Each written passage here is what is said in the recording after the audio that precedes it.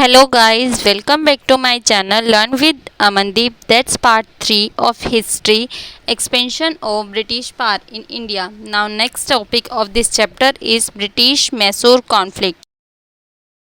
British Mysore conflict. अब हम जानते हैं कि ब्रिटिशर्स का मैसूर के साथ कैसे लड़ाई होती है और उसका क्या रीज़न होता है।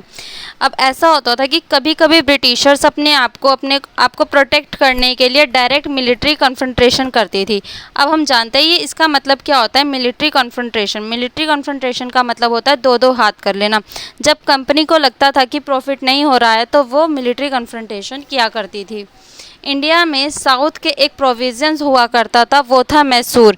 यहाँ पर उस टाइम हैदर अली टीपू सुल्तान के फादर थे, वो राज करते थे। उस टाइम वो रूलर थे वहाँ के, और वो मालाबार तट से इंपोर्ट एक्सपोर्ट का काम करते थे।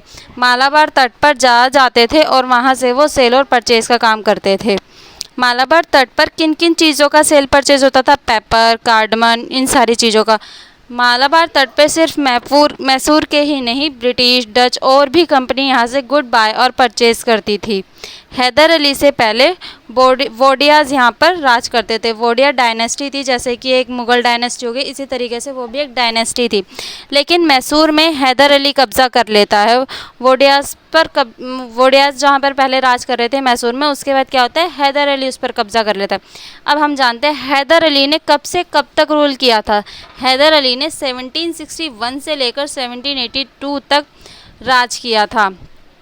After the death of Hyder Ali Tipu Sultan ruler बन जाता है। टीपू सुल्तान का टाइम पीरियड कब से कब तक होता है?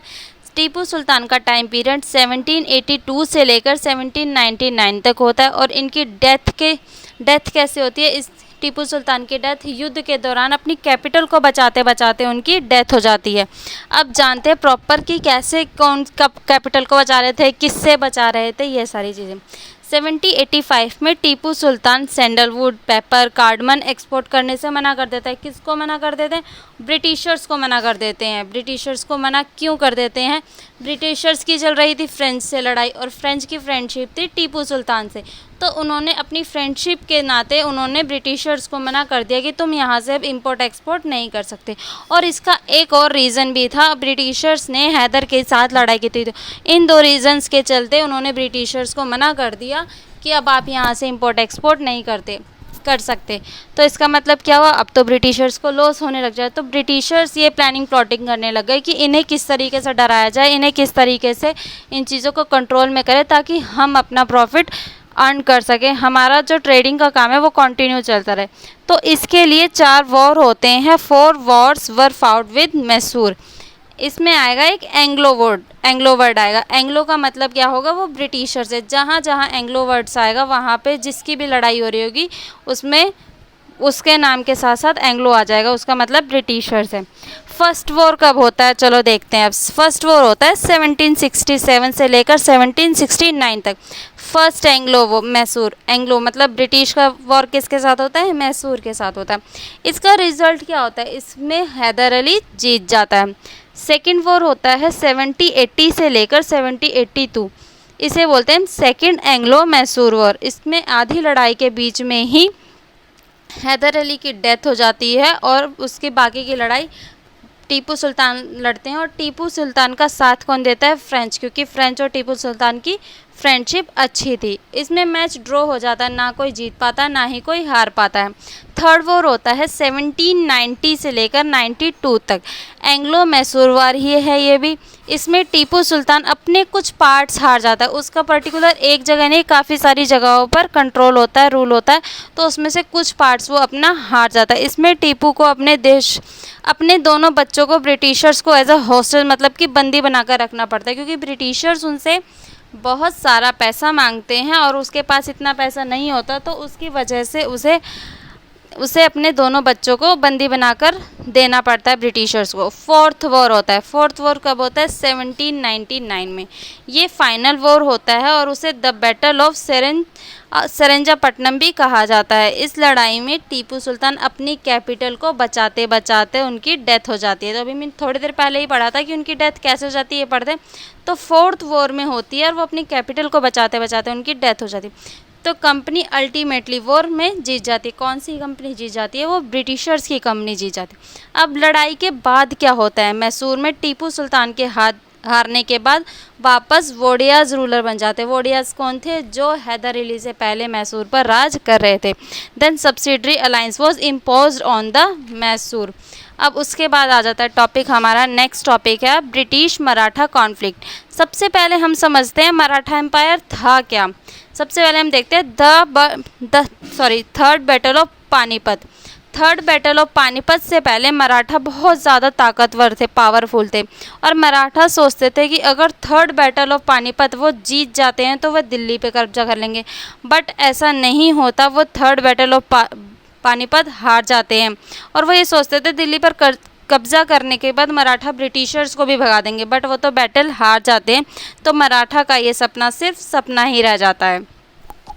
हारने का रीज़न, इनके पास कोई मेजर पावर नहीं थी। हारने का रीज़न क्या था? इनके पास कोई पावरफुल मतलब कि ये नहीं था कि अच्छे से प्लानिंग वगैरह कर सके, कोई इनके पास ऐसा कोई वो नहीं था सोर्स हारने का रीज़न। ठीक है, छोटी छोटी पावर थी, छोटे छोटे टुकड़ों में। मराठा कई पार्ट्स में, मराठा सिर्फ एक मुट्ठी में नहीं, बहुत सारे पार्ट्स में डिवाइड था।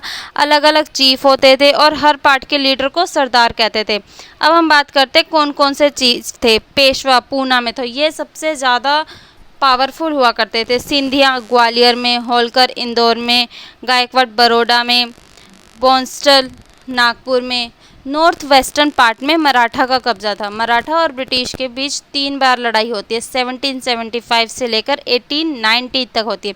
फर्स्ट एंग्लो मराठा वार। एंग्लो का मतलब क्या है? ब्रिटिशर। ब्रिटिशर का वॉर किसके साथ हुआ था? मराठा के साथ। अब फर्स्ट एंग्लो वॉर कब होता है? 1775 से लेकर 1780 तक होता है। और इस लड़ाई में क्या होता है? ब्रिटिश की क्लियरली विक्ट्री नहीं होती। फिर ब्रिटिशर क्या कहती है उनसे कि 20 साल का टाइम लेती है। 20 साल तक ना वो आप पर अटैक करेंगे, ना ही मैसूर वाले उन पर अटैक करेंगे। बट और उसके बाद होता है सेकंड एंग्लो मराठा वार। सेकंड एंग्लो मराठा वार कब होता है? 1803 में, और 1805 तक चलता है। इसमें ब्रिटिशर जीत जाते हैं और कौन कौन सी जगह पर वो कब्जा कर लेते हैं? उड़ीसा, आगरा और दिल्ली, इन तीनों पर वो अपना हक पा लेते हैं। फिर थर्ड एंग्लो मराठा वार होता है, वो होता है 1817 से लेकर 1819 तक। इस लड़ाई में मराठा पूरी तरह से प्रॉपरली हार जाता है और पेशवा को पूना से हटा देता है। पेशवा जो राज कर रहा था पुणे पे, जिसमें चीफ था, मेन चीफ था, उसको पुणे से हटा दिया जाता है और पेशवा को बिटूर में भेज दिया जाता है और कहा कि आप यहाँ पर राजा बनकर नहीं रहोगे, हम आपको पेंशन प्रोवाइड करेंगे, आप उससे अपना गुजारा करोगे, बट आप यहीं पर रहोगे। ये टॉपिक यहीं तक था। उसमें मतलब अब मैसूर प्रॉपर हार चुका है और जो पेशवा था उसको बिटूर में भेज देता है। देन टॉपिक आता है डॉक्ट्राइन ऑफ लैप्स। ये एक पॉलिसी थी और ये पॉलिसी किसने इन्वेंट की थी? ये पॉलिसी लॉर्ड डलहौजी ने इन्वेंट करी थी। ये इंडिया के जनरल गवर्नर थे। लॉर्ड डलहौजी कौन थे? ये इंडिया के जनरल गवर्नर थे। इनका टाइम था 1848 से लेकर 1850 तक। इस पॉलिसी में क्या था? इस पॉलिसी का सहारा लेकर ब्रिटिशर्स ने इंडिया स्ट्रीट पर को अपने कब्जे में कर लिया था। बट क्यों ये होता है? ये पॉलिसी थी क्या? इस पॉलिसी में ये था, अगर इंडियन रूलर की, किसी भी इंडियन रूलर की डेथ हो जाती है तो उसकी हत्या के बाद सत्ता को उसका मेल वंशन मिलेगा। जैसे कि आपने झांसी की रानी में देखा था, बाल गंगाधर तिलक थे, उनका कोई अपना बेटा नहीं, मतलब अपना वंशज होना चाहिए, वही आगे उनको कंटिन्यू करेगा, अपने साम्राज्य को चलाएगा। अब जिसका कोई वंशज नहीं है तो उसको अब जिस कंपनी का अपना कोई वंशज नहीं है, वो भी मेल होना चाहिए, फीमेल नहीं मेल मांगा था उन्होंने। और जिसका कोई अपना मेल वंशज नहीं है तो उसका सारा साम्राज्य कौन संभाल लेगा? Britishers. British east India company को संभालना पड़ेगा। इस पॉलिसी की वजह से उन्होंने काफ़ी सारे पार्ट्स पर अपना कंट्रोल कर लिया था, अपना कब्जा कर लिया था। उसके बाद उन्होंने बहुत सारे चेंजेस किए थे। अब पढ़ते हैं हम द डॉक्ट्राइन ऑफ पैरामाउंटेसी। इसमें कौन होता है? वॉरेन हेस्टिंग होते हैं और ये फर्स्ट गवर्नर जनरल होते हैं। इंडिया के फर्स्ट गवर्नर जनरल कौन होते हैं? Warren Hasting. इनका टाइम पीरियड कब से कब तक होता है? इनका टाइम पीरियड 1773 से लेकर 1785 तक का था। कंपनी की पावर को इन्होंने एक्सपेंड करने के लिए बहुत सारे चेंजेस किए थे और ये बहुत ही इंपॉर्टेंट रोल प्ले करते हैं क्योंकि इन्होंने कंपनी को बहुत एक्सपेंड किया था। और उनकी टेरिटरी बढ़ने के बाद उन्होंने उनको कुछ पार्ट्स में डिवाइड कर दिया था। उन्होंने कितने पार्ट्स में डिवाइड किया था जानते हैं, चलो। उन्होंने उनको 3 पार्ट्स में डिवाइड किया था और उन्हें बोलते थे प्रीसाइडेसिस, कहते थे बंगाल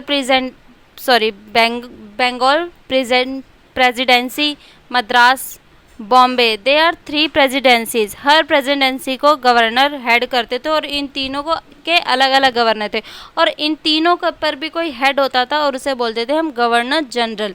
और वो गवर्नर जनरल वॉरेन हेस्टिंग थे। कौन थे वो? सबके इन तीनों के हेड कौन थे? वॉरेन हेस्टिंग थे। और उसके बाद इन्होंने बहुत सारे चेंजेस किए, बट आपके बुक में सिर्फ 2 दिए हुए हैं, द स्फेयर ऑफ जस्टिस और स्फेयर ऑफ आर्मी। जस्टिस न्याय के लिए उन्होंने बहुत सारे चेंजेस किए थे। आर्मी के लिए कि जैसे अब उन्हें किसी से युद्ध करने जाना है तो अपनी आर्मी को किस तरीके से स्ट्रॉन्ग करना है, ये सारी चीज़ें उनमें उन्होंने डिस्कस की हुई थी। अब हम पढ़ते हैं एनेक्सेशन ऑफ अवध। एनेक्सेशन का मतलब क्या होता है? किसी पर कब्जा करना। अब ब्रिटिशर्स ने काफ़ी सारी जगह पर तो अपना एनेक्सेशन अनेक्स कर ही लिया था। अब चाहती थी ब्रिटिशर्स कंपनी अवध पर कब्जा करना चाहती थी और अवध ऑलरेडी सब्सिडरी अलायंस में इंक्लूड था और प्रॉपर तरीके से अवध पर डिपेंड था। लेकिन अवध पर डलहौजी कब्जा करना चाहता था। अवध पर कौन कब्जा करना चाहता था? लॉर्ड डलहौजी कब्जा करना चाहता था। अवध के नवाब को प्रोफिलाइगेट और एक्स्ट्रावेगेंट थे, ऐसा उन्होंने वो थे नहीं, मतलब उनको कहा गया। उस टाइम पर वहाँ के नवाब कौन थे? वाजिद अली थे। उस टाइम पे वो वहाँ पे रूल कर रहे थे। उन पर काफ़ी इल्ज़ाम लगाने लगे। वहीं के जो अंग्रेज़ वगैरह थे उन्होंने उनको इल्ज़ाम लगाया कि अच्छे ढंग से रूल नहीं कर रहे हैं, यहाँ पर ये कमियां हैं। इस तरीके से वो उनकी कंप्लेंट करने लगे और इस कंप्लेंट के चलते ही ब्रिटिश ईस्ट इंडिया कंपनी ने उनको वहाँ से हटा दिया, रूल से हटा दिया। और लॉर्ड डलहौजी ने 1856 में वहाँ पर कब्ज़ा कर लिया था और यही रीज़न था कि 1857 में अवध में रिवॉल्व ज्वाइन किया था। बस कुछ भी नहीं था इसमें, बस लोग उस पर इल्ज़ाम लगा रहे थे नवाब वाजिद अली पर कि वो अच्छे से शासन नहीं कर रहा है, वो अच्छे से रन नहीं कर पा रहा है, रूल नहीं कर रहा है। बट एक्चुअल में ऐसा कुछ भी नहीं था। ये सिर्फ झूठे उनके ऊपर आरोप लगाए जा रहे थे और वो बहुत ही स्ट्रॉन्ग, बहुत ही अच्छे थे, मतलब बहुत प्रॉपर तरीके से अपने रूल कर रहे थे। बट उन पर झूठ इल्ज़ाम लगा कर उनको वहाँ से हटा दिया और उसके बाद लॉर्ड डलहौजी ने 1856 में वहाँ पर कब्ज़ा कर लिया था। अब हम पढ़ते हैं नेक्स्ट टॉपिक के बारे में। नेक्स्ट टॉपिक है हमारा एनेक्सेशन ऑफ पंजाब। एनेक्सेशन का मीनिंग आपको मैंने बताया ही है, कब्ज़ा करना। अब देखते हैं पंजाब पर उस टाइम रूल कौन कर रहा था। उस टाइम पर पंजाब में महाराजा रणजीत सिंह राज करते थे और ये बहुत इंटेलिजेंट थे। इन्होंने ही सिख रिलीजन को जोड़कर रखा था। इनसे पहले जो भी रूल करा था उस टाइम पे पूरा पंजाब बिखरा हुआ था। इनके आते ही इन्होंने सबको एक मुट्ठी में जोड़ कर रखा था और इनकी डेथ के बाद दोबारा से जो सिख रिलीजन होता है वो बिखरने लग जाता है। और जब तक ये जिंदा थे ब्रिटिशर्स ने यहाँ पर अटैक नहीं किया था और दोनों के बीच दोस्ती थी। ये ब्रिटिशर्स ये सोचते थे कि वो बहुत ज़्यादा ताकतवर है और ये सोचते थे कि हमें यहीं रहना है, हमें और कहीं नहीं जाना, और ये इस पर अटैक भी नहीं करते थे। और दोनों के बीच में एक फ्रेंडशिप थी। महाराजा रणजीत सिंह का ब्रिटिश 13 नवंबर 78 महाराजा रणजीत सिंह का बर्थ कब होता है? 13 नवंबर 1780 में होता है। इनको बचपन में स्मॉल पॉक्स हो गया था जिसकी वजह से इनकी आइज़ में कुछ प्रॉब्लम हो गई थी और इनको शेरे पंजाब के नाम से भी जाना जाता था। इन्होंने लाहौर पर अपना कब्ज़ा किया था। लाहौर पर अपना कब्ज़ा 1799 में किया था। ब्रिटिश पहले लड़ाई का बहाना खोजते। ब्रिटिशर्स मतलब सभी जगह उन्होंने यही सेम स्ट्रेटजी अपनाई है और उस स्ट्रेटजी के बारे में आपको बता रही हूँ। इन्होंने मतलब ये हमेशा पहले ना खुद ही लड़ाई का बहाना खोजते थे कि हम किस तरीके से लड़ाई करें और फिर लड़ाई ख़त्म करने से पहले एक ट्रीटी साइन कराते थे और ट्रीटी साइन करके थोड़ा सा ब्रेक ले लेते थे और उस ब्रेक में क्या करते थे, वो अपने दुश्मन की स्ट्रेटजी को भाप लेते थे कि वो कैसे क्या क्या करने वाला है, तो उनको पता चल जाता था और फिर वो अपनी नई स्ट्रेटजी बनाते थे और दुश्मन को हरा देते थे। और हर जगह कब्जा करने के लिए उन्होंने यही सेम टेक्निक अपनाई थी। रणजीत सिंह ने भी 1809 में एक ट्रीटी ऑफ अमृतसर साइन की थी ट्रेंटो के साथ और उस समय पर ट्रेंटो ब्रिटिश गवर्नर जनरल था। इस ट्रीटी की वजह से महाराजा रणजीत सिंह अपनी टेरिटरी को और एक्सपेंड नहीं कर पाते। वो सतलुज रिवर तक करना चाहते थे, वहाँ तक नहीं कर पाते। देन इन 1846 में ब्रिटिशर सिख को हराकर ब्रिटिश सिख को हरा देती है और लाहौर पर कब्जा कर लेती है। 1839 में महाराजा रणजीत सिंह की डेथ हो जाती है और फिर से इनका एम्पायर बिखरने लगता है, आपस में लड़ने लगते हैं और उसके बाद होता है फर्स्ट एंग्लो वॉर होता है। किसके साथ होता है? वो पंजाब के साथ होता है। उसकी ड्यूरेशन कब से कब तक होती है? 1845 से लेकर 1896 तक। अब हम रीज़न जान लेते हैं कि ये वॉर हुआ क्यों था, इसका क्या रीज़न था। इसका रीज़न ये था कि जो महाराजा रणजीत सिंह की जो वाइफ थी, छोटी वाइफ थी महारानी जिंद कौर, और उनके मन में हमेशा ये आता था कि ब्रिटिशर्स धोखेबाज है, हमें उन्हें उखाड़ फेंकना चाहिए, उनसे हमें फ्रेंडशिप नहीं करनी चाहिए। और उन्होंने अपनी आर्मी को कहा कि सतलुज रिवर को क्रॉस करो और वॉर स्टार्ट हुआ उनके। और वो ब्रिटिशर्स तो चाहते ही थे कि वो यहाँ पर आएँ और हम उनसे लड़ाई करें, और वॉर स्टार्ट होता है। इसमें टोटल 5 बैटल होते हैं। Battle of Mudki, Firoz Shah. Battle of Mudki में जीतते हैं ब्रिटिशर, फिरोज शाह में जीतते हैं ब्रिटिश, बादोवाल में सिख जीतते हैं, अलीवाल में ब्रिटिश, सबरूम में सिख।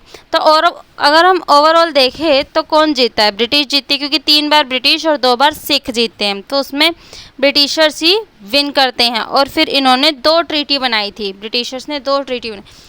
पर फर्स्ट था ट्रीटी ऑफ लाहौर 1846 में। उन्होंने जम्मू कश्मीर को अपने काबू में कर लिया, कब्जा कर लिया वहाँ पर। उन्होंने उनकी आर्मी पे रोक लगाई। उनकी जो 1.25 लाख से ऊपर की आर्मी थी, उन्होंने बोला अब आप 20,000 आर्मी ही रख सकते हो। 1.5 करोड़ का उन पर फाइन लगा दिया। देखो हम लोग लगाते थे 20,000 30,000, लेकिन उन्होंने क्या करा, सीधा 1.5 करोड़ का फाइन लगा दिया उस पर। उनके वहाँ पर एक हेनरी होता था, उन्होंने उसको अपॉइंट किया एज अ रेजिडेंट कि लाहौर में वो वहाँ पर रहेगा एज अ जासूस, वो वहाँ की सारी खबरें उन तक पहुँचाएगा। दूसरा था ट्रीटी ऑफ बैरोवाल, ये था 1846 में ही, ये भी था इसका प्रॉपर। इसमें पॉलिटिकल कंट्रोल, मतलब कि ब्रिटिश के अंडर आ गया। और फिर सेकंड एंग्लो वार हुई और इसमें भी सिख हार जाते। इस सेकंड वॉर होने का रीज़न ये था कि वो उससे बिल्कुल फ्रस्ट्रेटेड हो चुके थे, वो हर चीज़ में इन्वॉल्व होना, बोलना, टोकना, हर चीज़ में। इससे उन्होंने इस वजह से सेकेंड एंग्लो वार हुई थी और इसमें सिख हार जाते हैं और इसे ही एनेक्सेशन ऑफ पंजाब कहते हैं। यही सारी चीज़ें उसमें हुई थी।